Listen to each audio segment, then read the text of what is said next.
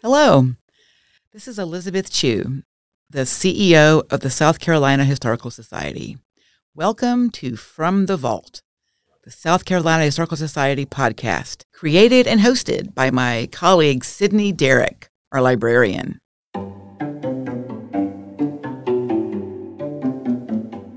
This podcast will demystify archives. I am passionate about convincing people that archives are not in any way boring. They are, in fact, incredibly interesting.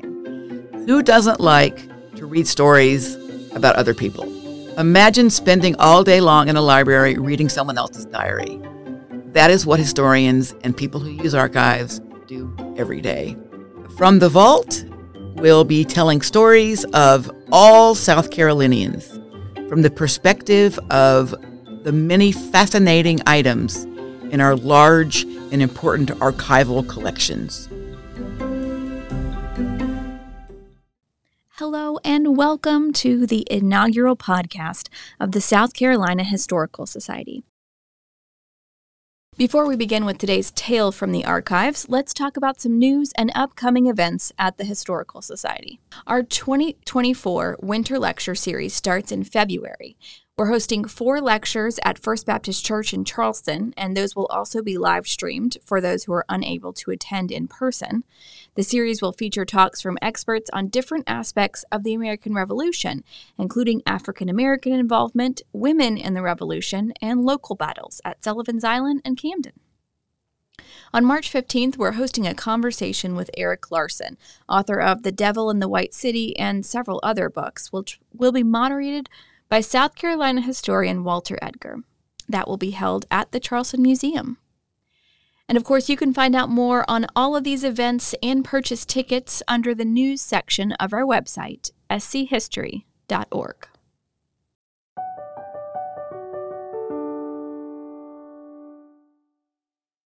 So we're going to start this podcast the same way we started the whole Historical Society, with Henry Laurens. His papers were the first collection that the Historical Society held, and we'll discuss some of those papers, namely the pamphlet collection within the papers, in today's episode, which is titled Your Humble and Most Obedient Servant, for the way gentlemen of the time signed letters, even if it was to someone they very much disliked. Another title for this episode could be Henry Laurens versus Everybody. And for those of you who are thinking, that last name sounds familiar, Henry Laurens was the father of John Laurens, who has recently gained modern fame thanks to the Hamilton musical. So let's list our sources first. Of course, we used the Henry Laurens papers at the South Carolina Historical Society. We also consulted an article titled The Man Unmasked, Henry Laurens, Edgerton Lee, and the Making of a Revolutionary by Aaron J. Palmer, as well as letters found on Founders Online, administered by the National Archives and Records Administration and hosted by the University of Virginia Press. So now we'll talk a little bit about who Henry Laurens was. He was a South Carolina planter and merchant, including a merchant of enslaved people. He was a politician, president of Continental Congress, president of South Carolina's first Council of Safety, which was the established state government just as the Revolution was beginning, kind of during that time between being a royal colony and being our own place. He's also the only American to have ever been imprisoned in the Tower of London, and he was sent there for treason. He crossed paths with a lot of people and crossed words with some of them as well. Laurens published at least 2 sets of pamphlets. The first documents his arguments with Judge Edgerton Lee, and the second details his heated conflict with Edmund Jennings. Now, some of these, including some of the Jennings pamphlets, only had a few copies printed, so not everyone was aware of this conflict, but some were more widely distributed as this conflict got more heated. We'll start, though, with that first one, that first conflict with Judge Sir Edgerton Lee. Lee was employed by the British Crown and probably got this job because of his father. After moving to colonial South Carolina, he was appointed the clerk in the Court of Common Pleas and later became the judge of the Court of Vice Admiralty and Attorney General. Holding both of these jobs did not sit well with some of South Carolina's elite because of the ultimate power that each role had. One was kind of the person over the cases that came to court, and the other was in ruling in maritime law cases. So a lot of power over how decisions are made in court cases. There's another character in this story. George Ruppel was a customs inspector who some suspected was lining his own pockets with fees and fines collected from ships.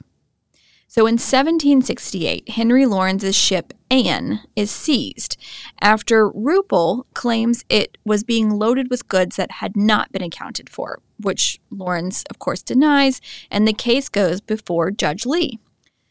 Now, Lee kind of rules in favor of both of them. He rules that there was probable cause for Ruppel to seize the ship, but that he had enforced the law inconsistently, so he clears Lawrence of the charges. But that's not good enough for Lawrence, and he takes to the page to attack Lee, Ruppel, the whole system, writing 2 pamphlets, the second of which is housed at the South Carolina Historical Society archives. The second pamphlet that he writes is called Extracts from the Proceedings of the Court of Vice Admiralty, and it details several ships that Lawrence says were unfairly fined. So here's a quote from Lawrence's introduction to this pamphlet. When the powers of commissioners and other officers in America are increased to an alarming height, and, as if it were to render them still more formidable, the jurisdiction of Vice Admiralty courts extended beyond their ancient limits. When too many men are employed in those offices whose sole view seems to be amassing fortunes at the expense of their honor, conscience, and almost ruined country, when such is the unhappy state of America, every British merchant is concerned. So you can see a little bit there how there's already a distinction between the people of America and the people of Great Britain. So there's British merchants and there's American merchants. Now, this quote may sound mild, but for the time, it is inflammatory. Reputation is everything, especially in the elite classes. And you got to keep in mind that Henry Lawrence wrote and printed these pamphlets denigrating these public officials to defend his honor here. That's how important his reputation was to him. Here's another quote in which you can see how people are starting to make a distinction between British and American residents. This may be the language of a few whose mistaken policy and unbounded ambition lead them to act as if they thought the interest of Great Britain would be most effectually promoted by the distress of her colonies. In an appendix to this pamphlet, Lawrence discusses what he believes is the unfair nature of manufacturing and customs laws in America as compared to Great Britain. Because of the laws, he asserts that Americans pay more in taxes than people in Britain. Of course, we all know how issues with unfair taxation will go later for the king, but that's still a few years away. Another great insult from the pamphlets against Lee reads, "O sole judge, who has so often declared your own self-righteousness and the purity of all your thoughts, words, and deeds, who has of late ventured to strengthen such declaration, doubtful of mankind's belief and for want of better proof, by your solemn oath upon the holy evangelists of Almighty God." And then Lawrence goes on to ask Lee to put himself in Lawrence's place and then really assess whether his ruling is fair. So he's really criticizing Lee there for sort of being high and mighty. Of course, this is just one of Lawrence's conflicts, as I mentioned at the beginning of the podcast. The more personal and passionate one seems to be with Edmund Jennings over an anonymous letter that slandered America's second president, John Adams, and warned Henry Lawrence to be wary of him. This all began in 1782, long before Adams was president. But here's a quote from the letter, from the anonymous letter that was sent about Adams. Adams, envious of every superior merit, has much labored clandestinely in injuring Franklin and Lawrence to secure his situation and answer further ends, and, by the means that he has used, has succeeded better in serving the interests of his country here, where his business has been done by others. For, however great his abilities as a lawyer, they are the reverse as a minister. Be discreet in giving Mr. Lawrence a caution from that quarter, and at another time you shall be apprised of the secret of a conduct which is in every way base and dishonorable. One note there is the early American leaders were referred to as ministers. So that's what they're calling John Adams there. And basically this note is saying that he may be a great lawyer, but he is not a great leader of his country, and that he really is only out for himself here. And the letter also alludes to the fact that the writer of the letter has a secret about Adams's conduct, which is every way base and dishonorable. When the anonymous letter was received, Lawrence claims he immediately suspected Edmund Jennings, who was a relatively unknown attorney and aspiring politician who was also a protege of John Adams. This letter, this anonymous letter, was first received by Edward Bridgen, who is a mutual acquaintance of Lawrence and Jennings. By this point in his life, Lawrence had been appointed as minister to the Netherlands, so kind of like an ambassador, and worked to secure Dutch support, including loans, for the Revolutionary War. His ship was later intercepted by the British, and though he threw all of his documents overboard, including the information about this U.S.-Dutch treaty and his commission from Congress that sent him on this mission, it was retrieved out of the water by the British, and they used it to charge him with treason. So that's when he ends up in the Tower of London. But in 1781, Lawrence was released from the Tower of London and traveled to Amsterdam to raise money for American independence. So after Jennings hears of these accusations that Lawrence thinks he was the writer of this anonymous letter, Jennings picked up his pen to defend himself against his well-known accuser, writing a pamphlet titled "The Candor of Henry Lawrence, Esquire, manifested by his behavior to Mr. Edmund Jennings." And he delivers a copy to Edward Bridgen, that mutual acquaintance, perhaps in the hopes that he will give it to Lawrence. In fact, South Carolina Historical Society's copy of the pamphlet features a handwritten note across the top that reads, "To whomever Mr. Bridgen pleases." And this note is actually brought up later by Lawrence in his response pamphlet. So this copy of this pamphlet may have been Lawrence's personal copy. I mean, that makes sense since it's in his papers, but it's just kind of cool to think that this was in his hands. So it may have been the personal copy that was sent to him by Edward Bridgen, who is the first person who received this pamphlet. In fact, there are many handwritten notes throughout this first pamphlet, including one particularly barbed insult that Lawrence wrote on the errata page, where Jennings listed his minor mistakes and typos. But Lawrence took the time to write on that page, "These errata require errata. There are more than 40 other errors. Mr. Jennings has performed this work as he does everything, without forecast or consideration."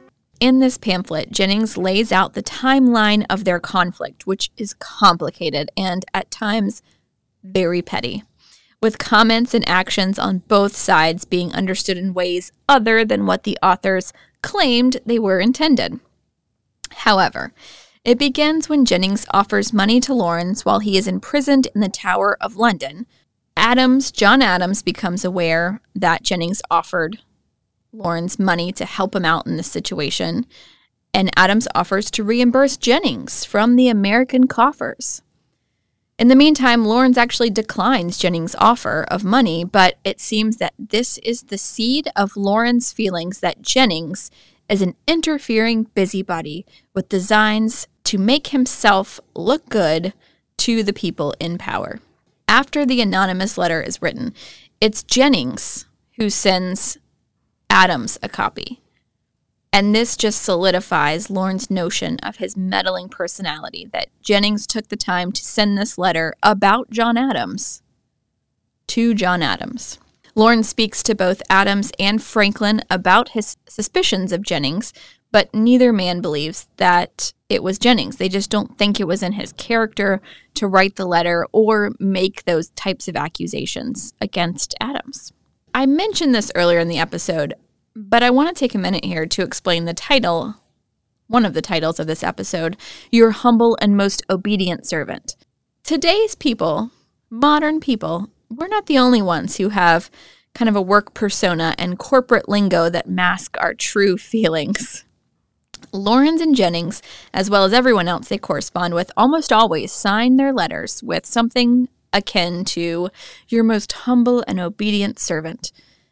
No matter how many insults, some hidden in politeness, some not, they just threw at the other person within the body of that letter.